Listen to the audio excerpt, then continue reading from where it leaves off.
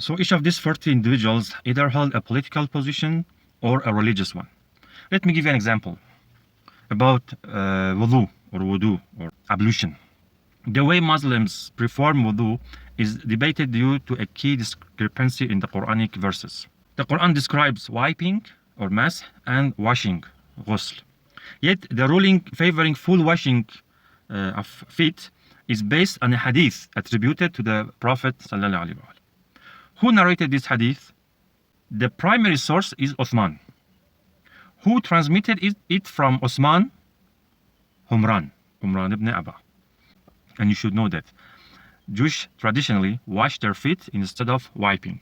And we have this hadith from Humran. Okay, some people ask about Shia Islam and imamate or concept of imamate. You see, the concept of an infallible imam is crucial in Shia thought. The age of divine guidance lasted 250 years, not just 10, ensuring continuous access to pure religious knowledge. The presence of the imam prevented distortion and maintained the authentic teachings of Islam.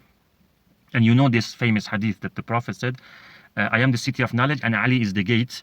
And if you want my knowledge, that is religion, that is pure Islam, you should go from Ali. So anything Ali says is like Prophet said.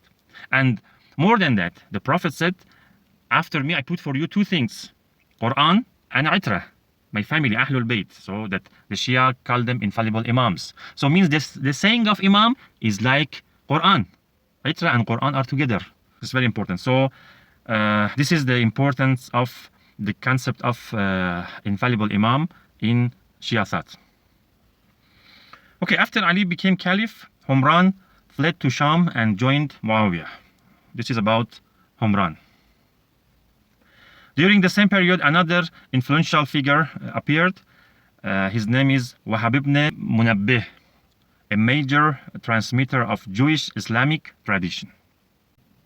So this interconnected network of Jewish converts raises important historical questions about their lasting impact on Islamic theology and governance. Let me give you a summary.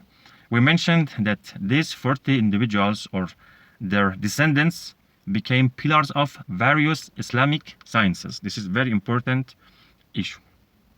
For example, the oldest recorded text in the science of hadith belongs to Ibn Sirin, whose father was among those 40. One of the most important works on the biography of Prophet or Sirah was written by Ibn Ishaq, whose father Yasar was also among these 40. Ibn Ishaq wrote his Sirah 3 times. This is nice to know. One in Medina, then again in Kufa, where he was influenced by the Shia environment or Alawi environment, and finally under the patronage of Mansur ad-Dawaniqi, where he wrote according to political demands rather than truth. Ibn Ishaq states that the previous scriptures contain prophecies about Prophet Muhammad, but he inserts distortions in the narrative. For instance, without providing textual evidence, he claims that the Prophet would come with the sword or be bloodthirsty. Then when he narrates the story of Banu Qurayza from Jew in Medina and claims that the Prophet executed a large number of people, the audience readily accepts it. Oh, so we had in that the Prophet will come and kill a lot of people.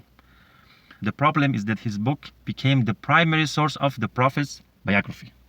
Who? The one whose knowledge is from Judaism, not pure Islam. It's well known that Imam Malik had issues with Ibn Ishaq and said that he took the stories of the Prophet's battles from the descendants of Jews. Furthermore, Ibn Ishaq doesn't cite sources explicitly. Instead, he often says, I heard from some people, or some scholars have said.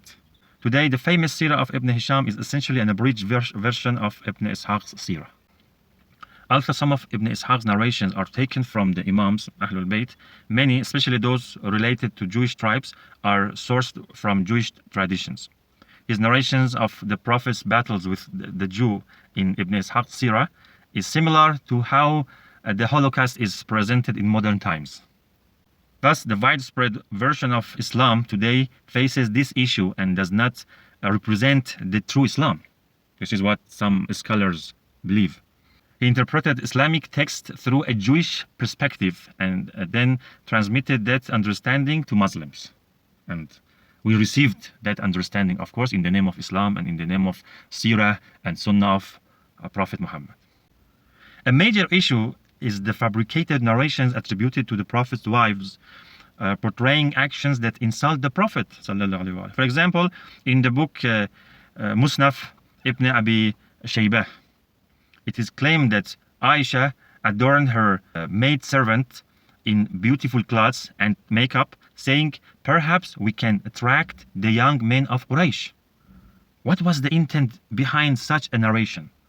It is known that Ibn Abi Shaybah was financially supported by the Abbasid Caliph Al-Mutawakkil, and they made these ahadith. In addition to Jewish and Christian influences, as well as the Umayyad and Abbasid, another group called the Zindiqs or heretics actively contributed to fabricating hadith or narrations.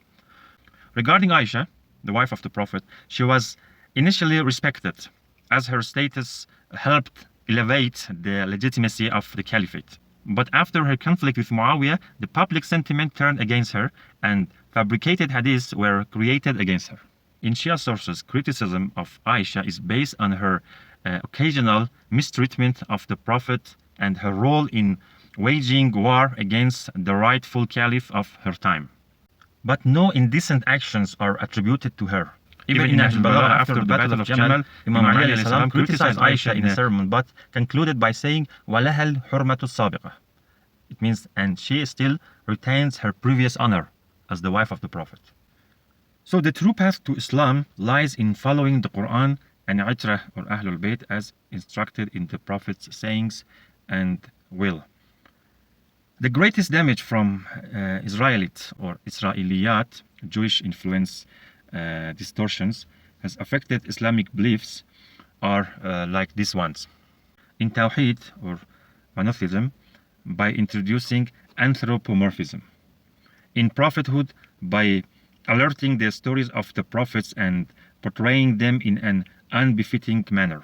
In divine justice and imamate, by completely erasing the concept of imamate or imamah. In resurrection and the afterlife, by distorting the understanding of accountability. In the concept of free will, by promoting the ideology of predestination or jabr, which weakens the Islamic ummah. It can be said that 80% of contemporary Islamic beliefs are influenced by Israeliyat. Some scholars believe in this way. Look now, the Muslim Ummah's indifference to the events in Palestine and Gaza is not surprising. It stems from the same cultural distortion. Some claim Allah has already foretold the destruction of Al-Aqsa Mosque, Masjid Al-Aqsa, so this must happen and we should not interfere. Others say, in the face of oppression, we should only remain patient, and they recite some verses about sabr. This is why only the Shia actively defend Palestine. When the Muslim Ummah frees itself from this corrupted heritage, it will achieve salvation. Only when it returns to the Quran and the Itrah, the Islam of dignity, the Islam of hayhat minna dhillah, no to humiliation, the slogan of Imam Hussein in Karbala. This is why the Ahlul Bayt emphasized keeping the memory of Karbala alive to ensure that true Islam is not lost. Today, many Islamic intellectuals have realized that the problem lies within Islamic heritage and argue that we must return to the Quran. So our duty is to speak the truth and fear no one's blame. The Quran explicitly commands us to defend the oppressed and fight against the oppressors. But Muslim Ummah has even abandoned the Quran. They don't care about these things.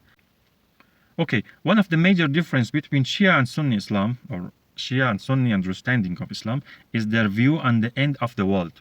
In Sunni thought, the world continues toward corruption, the Quran will be abandoned, and the earth will fall into the hands of the wicked.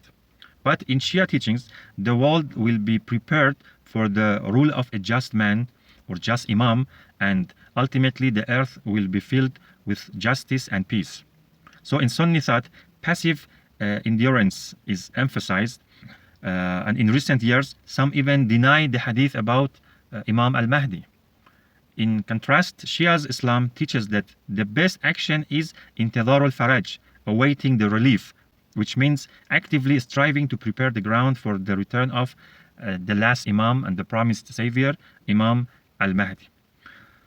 Okay, let me finish with this sentence that our message is clear.